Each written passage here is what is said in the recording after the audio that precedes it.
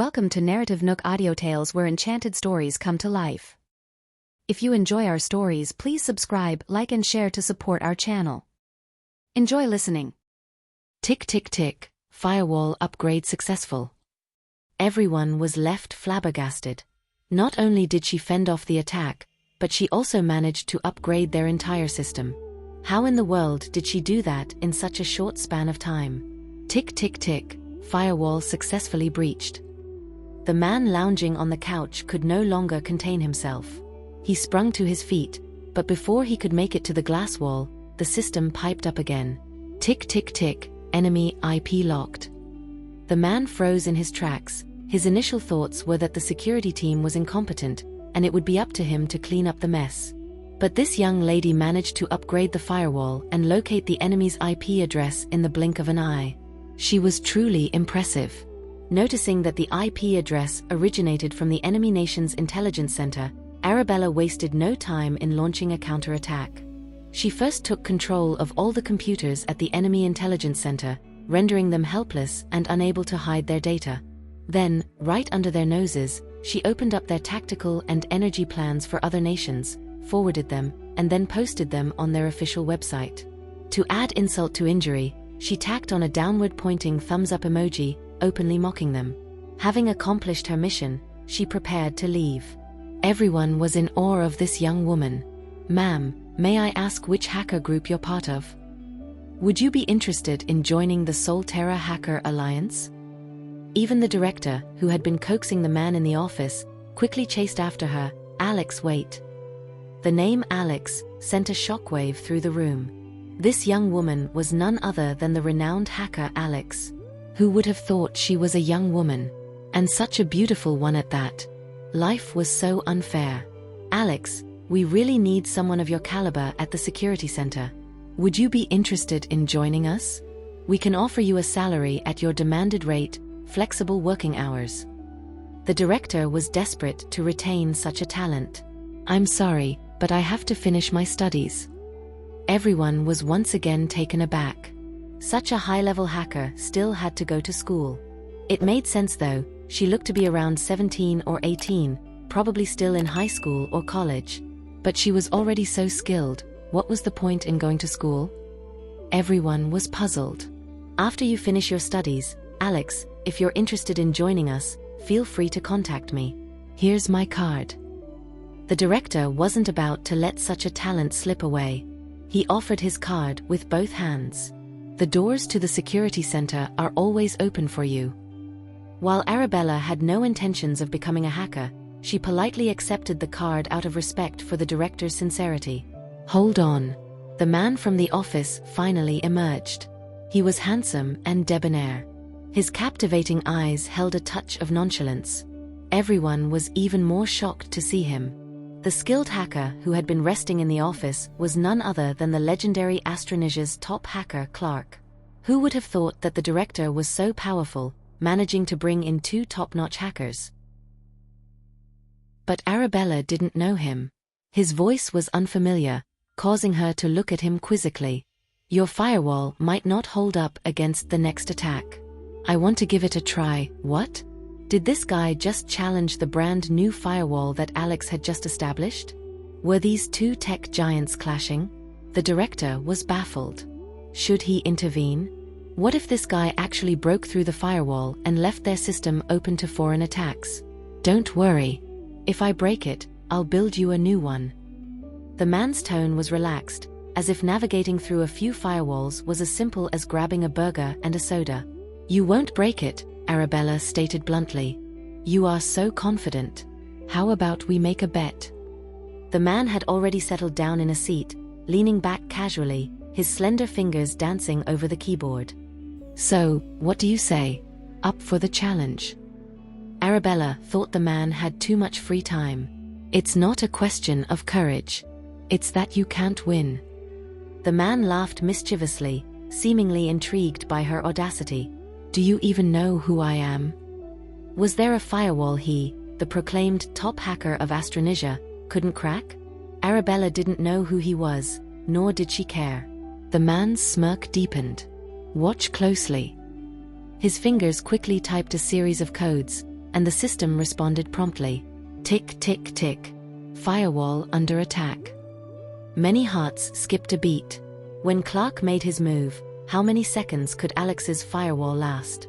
Probably not even a few seconds, considering it was hastily established. It must be as fragile as glass. Arabella didn't want to waste her time with him, but seeing his blind self-confidence, she decided to stay and enjoy the show. Soon, a minute passed. The man's smirk had frozen. This was taking much longer than he'd anticipated. Another minute passed. He hadn't even breached the outer layer of the firewall. The crowd's disbelief grew. Wasn't this guy touted as the top hacker in Astronesia? How come he couldn't even break through the outer layer of the firewall after 2 minutes? Had they overestimated him, or was he a fraud? Was he the real Clark? The third minute passed. Arabella turned to leave, no longer willing to waste her time. Wait, Mississippi. The man was taken aback. He'd dominated the hacking industry for years, only to be scoffed at by a young girl. Worse still, she didn't even pause. She simply turned and walked away, leaving him red-faced. 5 layers of firewall, and he hadn't broken through a single one after 3 minutes. Miss, I'm talking to you. Seeing Arabella continue to walk away, he turned to the director. But the director quickly followed Arabella, not to stop her, but rather to escort her out. Alex, don't take it to heart. Clark just hasn't met a worthy opponent in a long time. Who? Arabella was slightly surprised at the mention of the name. Clark. So, the arrogant, cocky young man who was acting all high and mighty was the famous top hacker of Astronesia, Clark? That was all he's got. Arabella rolled her eyes internally, not for the first time that day. At that moment, the director received a call and knew that Clark had finally breached the outermost firewall. Arabella was speechless. Without a moment's hesitation, she hopped into her car and sped off. Alex, don't forget the business card. The director reminded as she left. Half an hour later, the man was utterly humiliated. He had not expected the young girl's firewall to be that formidable. It took him half an hour just to breach a single layer. Now, hundreds of people were laughing at him. The director leisurely sipped his coffee. Now you know there's always someone better, right? Give me her contact information. I'm telling you, don't be rash. The director hastily put down his coffee, whispering, She's a talent that I have my eye on. You must not harm her no matter what. I just want to get to know her. The director breathed a sigh of relief. Then I'll ask her for you. I don't have her contact info either. The man gave him a disdainful look. Once you get it, send it to me. Arabella returned to the church first, then drove back to Reflection's villa. By then it was completely dark. She called Romeo to tell him she was safe, then noticed the staff was busier than usual, which piqued her curiosity. Is someone coming? Edith smiled and said, Miss Bella, it's your brother. He's coming home for dinner. Her brother? He's coming back? Although he's usually carefree, even more unreliable than David, he has many qualities. Edith's words were cut off as she was called away to help. Arabella watched the staff bustling around, preparing for dinner. It was clear that her brother hadn't been home in a long time. That was why they were making such a fuss. At this time, Arabella's phone vibrated. It was a call from her subordinate. Boss, the security center says Clark wants your contact information. Upon hearing Clark's name, Arabella immediately refused. Don't give it to him. Just remembering his arrogant and carefree demeanor, Arabella had no desire to deal with him. Boss, isn't this man the founder of the hacker world, the top hacker of Astronesia? Could he be interested in you? What are you talking about? Wasn't he just unable to crack her firewall and wanted the answer from her? No way. Boss, I heard that when Clark was 11, he hacked into the data system of a country and rifled through their entire nuclear research data. It was a huge scandal for them, but they didn't dare to report it. Her subordinate continued, if Clark sold this data to any country, he could earn at least $10 million. But guess what? He gave it to his own country for free. Also, in his spare time, he has used his skills to help the police track down several batches of spies. He even infiltrated the intelligence systems of enemy countries and erased all the information they had about our country. Upon hearing this, Arabella found him to be quite patriotic. So, boss, are you sure you won't give him your contact info? You might need to collaborate with him in the future. This won't happen. Arabella was sure she would never have to deal with such a person again. I have something to do, gotta go. Boss, I haven't finished yet, boss. Oh well, the contact info was a minor issue, but he needed money for his research project, which was a major drain. Money was running out. The boss just hung up too quickly. An hour later, the housekeeper announced with excitement, "Master, madam, he is back." Finally, the rascal decided to come back. Louisa rose from the sofa, ready to give him a piece of her mind. "No wonder I saw smoke rising from the house all the way home," Clark Collins said as he slipped off his shoes and sauntered in, a mischievous smile on his face. "Turns out it's Mom steaming with rage. You little rascal." As soon as Louisa saw him, she couldn't resist landing a few blows on him. "Finally decided to come home? Your sister's been back for months. Don't you think as her elder brother, you should care a bit more?" Hans managed to find time despite his busy schedule to come back.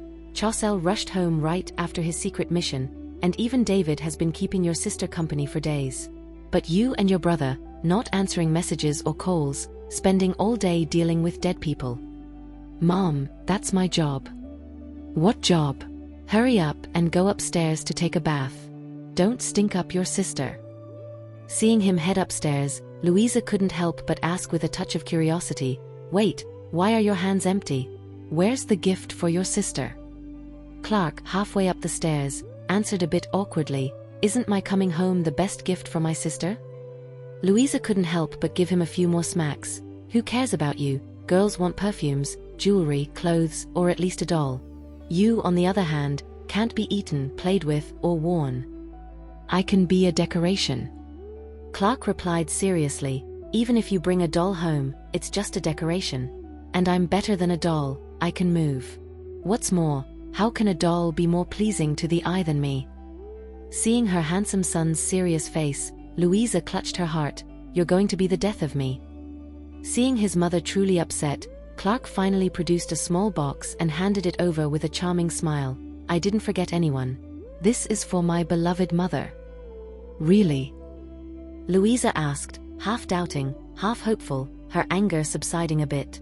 "The gift for my sister is still in the car. If you don't believe me, go check. At least you have some conscience."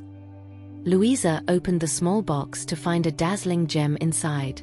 Knowing her son cared for both Bella and herself, Louisa finally felt a bit better. "Where's mine?" Kenneth inquired as he rushed in from the kitchen. Clark tossed him a small box. "I'm going upstairs." Kenneth was somewhat excited. He still has some shame, running off so quickly. "Honey, our boxes are identical. Do you think the contents will be the same?" "Open it and see." Kenneth opened the box, only to find a note inside that read, "I owe you." Kenneth was in dumb silence. What a great son. After Clark had taken a shower and sat on the sofa for quite a while, his sister still hadn't shown up. Instead, Serena, hearing of his return, rushed to his side as quickly as she could, beaming, "Clark, you're finally back." "Serena." Clark leaned back on the sofa, his body radiating an untamed aura, his handsome smile in place. "It's been a while. You've grown into a young lady." "Clark, it's been so long since you came back." Serena's voice wavered. She had truly missed Clark. "Clark, it's about time you came home. Serena has been talking about you nonstop. My ears are about to form calluses." Martha, standing nearby, laughed. "Sometimes Serena would flip through your old photo albums and start crying." "What's there to cry about? She misses you, of course." Clark's gaze softened. "Come here, sit next to me." Serena eagerly took the spot next to him. "Why didn't you just give me a call? I thought you might be busy, and I didn't want to bother you." Clark looked even more handsome than before. His handsome face still held that trace of defiant charm. "Clark, can I take a few photos with you? That way, I can look at them when I miss you."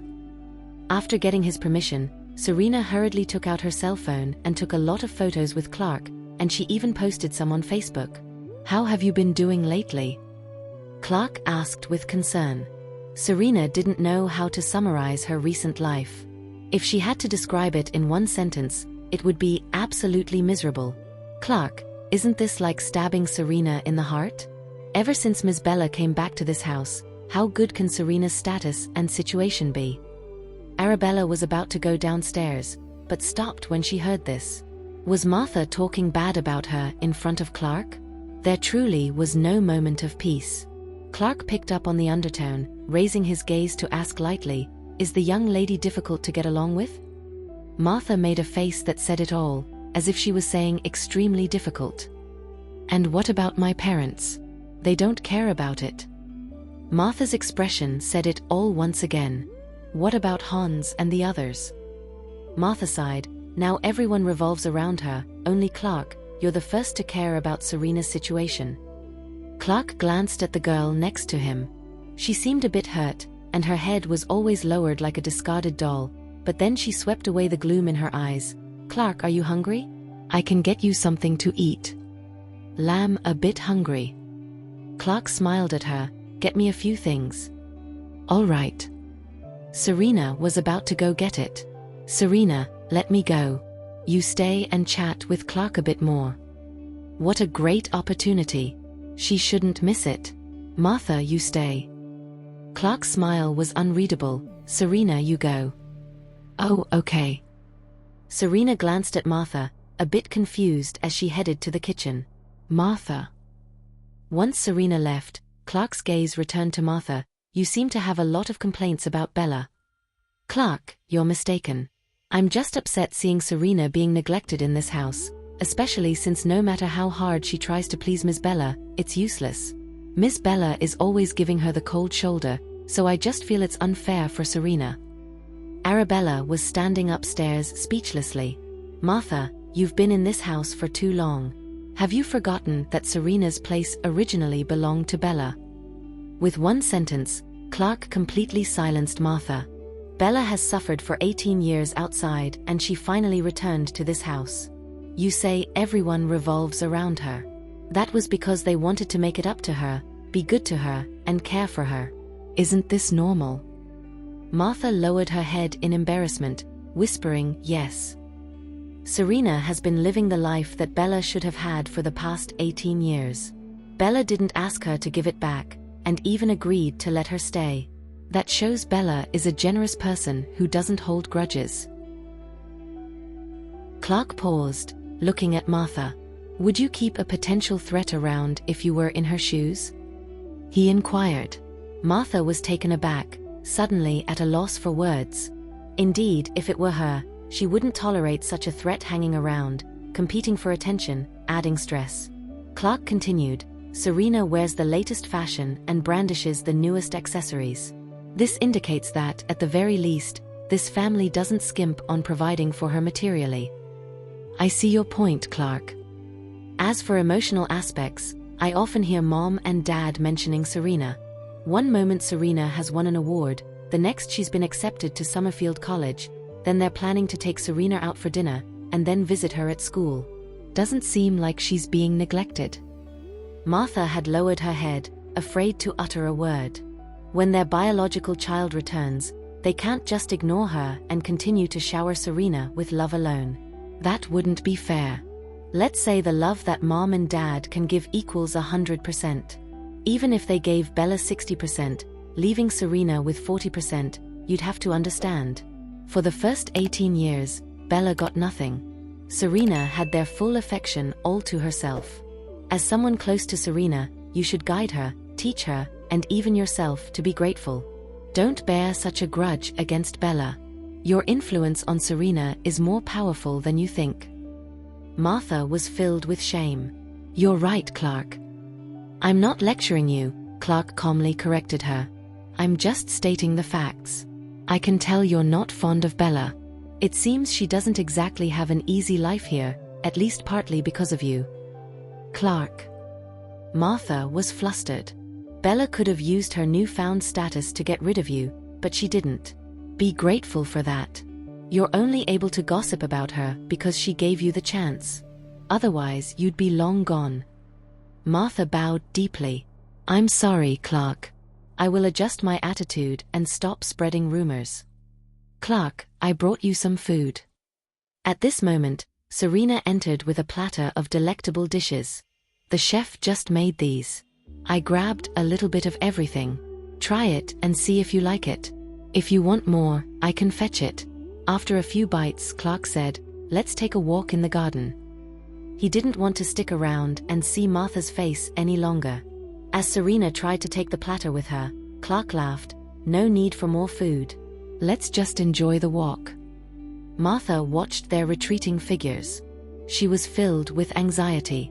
She was tempted to follow and eavesdrop, but feared being caught by Clark.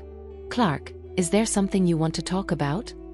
Serena asked, glancing nervously at him as she walked behind him.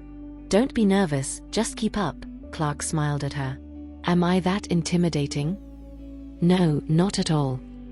Serena quickly matched Clark's pace, walking side by side with him. Do you and Bella have any disputes? Serena's face fell at his question. Did Martha tell you something? She didn't say a thing. Then why would you ask that, Clark? I'm just curious. Clark noted her wariness, his smile intensifying. Seems like you two aren't exactly getting along.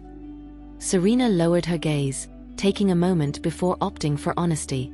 At first, Mom and Dad suddenly brought her home without any warning. I wasn't prepared at all. That day, they had prepared a magical surprise for her. I thought it was for me, and ended up making a fool of myself. Her eyes seemed to dim, then I found out she was the real daughter of this family, and I was the adopted one. Her arrival divided my parents' attention, and even Romeo started to like her. So, if I say I have zero resentment towards her, it would be a lie. Serena's gaze dimmed for a while before she spoke again. Afterwards, after everything that happened, I suddenly wanted to be friends with her, but she doesn't seem to want to be friends with me. What do you mean? Clark seemed a bit puzzled. She doesn't seem to care about these trivial matters. In Serena's memory, Bella was either soaked in her lab doing experiments or busy with her business across the country. She didn't seem to care about sisterly bonds. And what about her? Clark asked again. Her personality is pretty neutral. She treats everyone the same.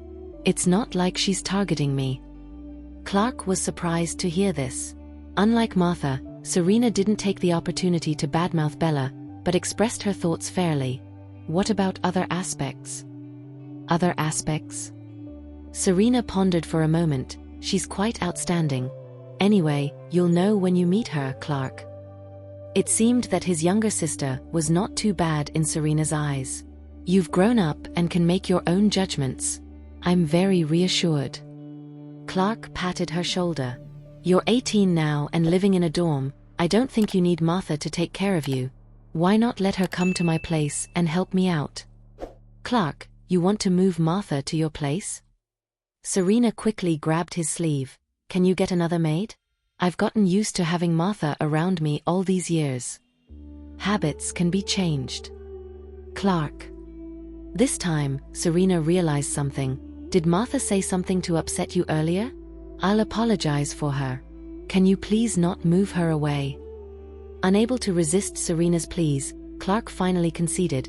If you want her to stay, fine, but you need to make your own judgments. If you have any problems, you should ask me instead of always asking her. I promise. Serena quickly agreed. Also, Mom and Dad feel a deep guilt towards Bella, because they weren't able to give her anything in the past 18 years. As her brother, I also feel that I should make up for her, but this doesn't mean you're less important in this family, understand? Serena was taken aback, but then nodded. You're still part of this family, it's just that now, we have one more family member. We should welcome and accept her, not alienate or despise her. I understand, Clark. You're a good kid. Remember, if we didn't like you, we would have kicked you out a long time ago. Clark patted her shoulder, fearing that she might be led astray by Martha.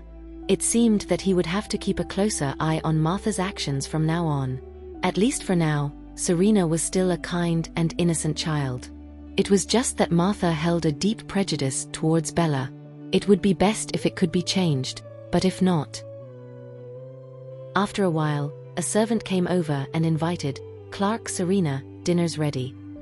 Let's go, it's time to eat." Clark and Serena walked back side by side, laughing and chatting along the way. From a distance, Martha watched them with a glint of obscure darkness in her eyes. For some reason, each time she saw Serena getting along well with the Collins family, a thorn seemed to prick her heart. At the dining table. Upon their arrival, Louisa immediately scolded, "Where have you been, Clark? Bella's been waiting for you for ages."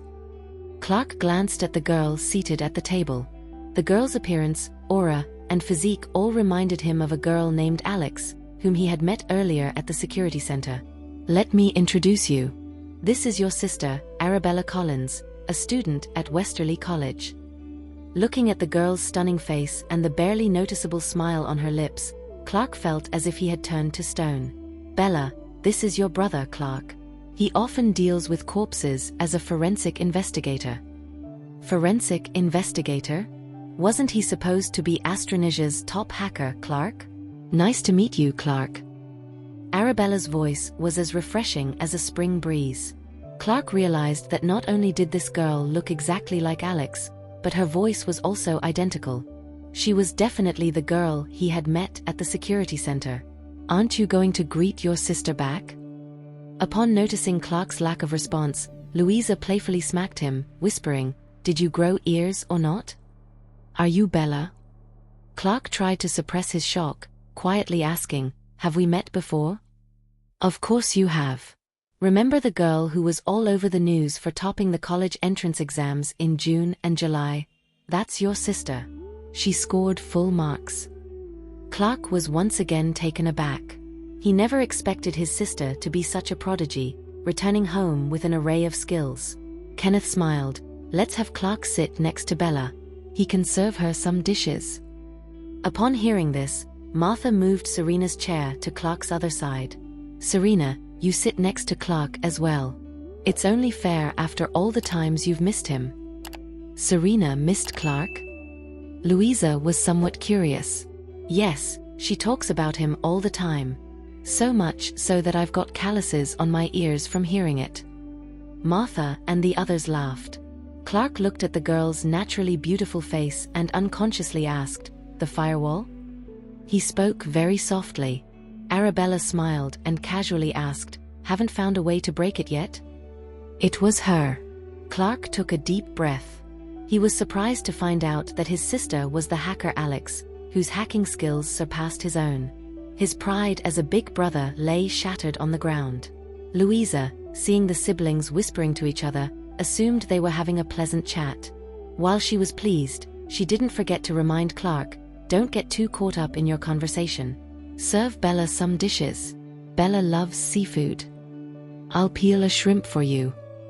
Clark picked up a shrimp, peeled it, and placed it in his sister's bowl. "The shrimp isn't completely peeled. Look, there's still some shell left." Louisa noticed this and told Arabella, "Don't blame your brother, Bella. He hasn't peeled a shrimp for anyone in years.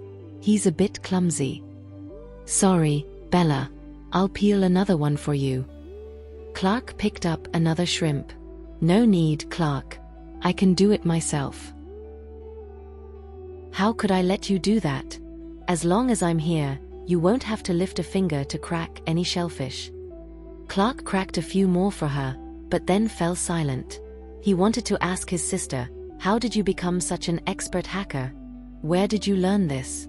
How can you manage your studies while being so skilled at hacking?"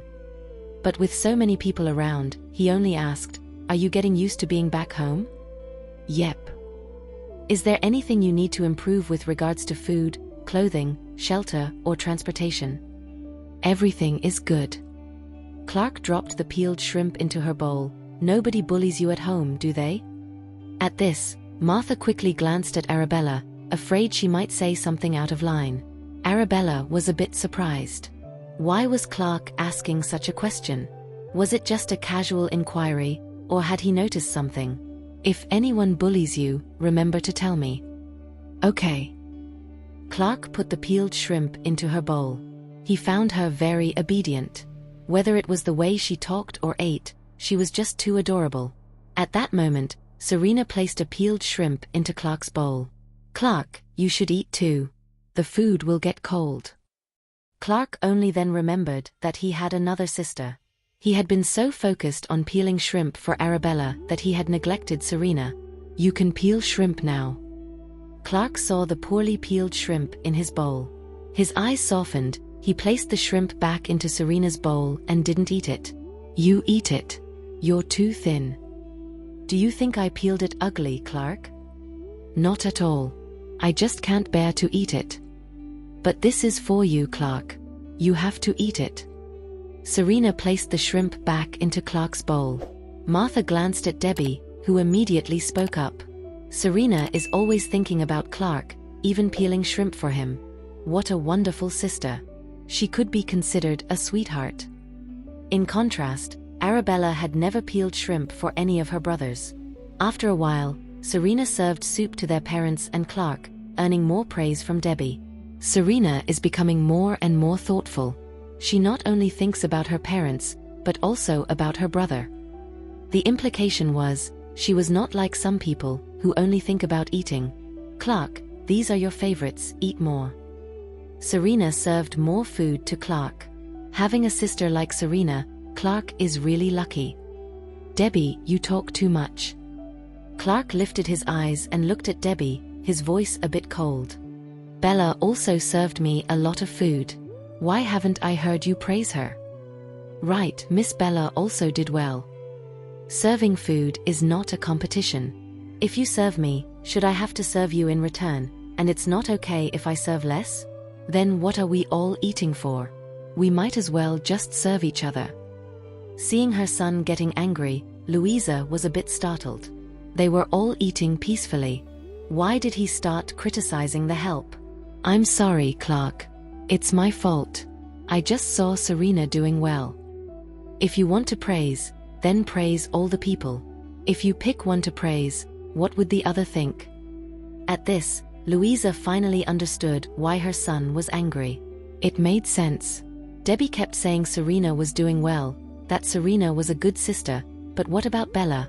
She must have felt terrible. Debbie, if you don't know how to talk, then keep silent. You can leave, we don't need your service here. Louisa was also a bit upset.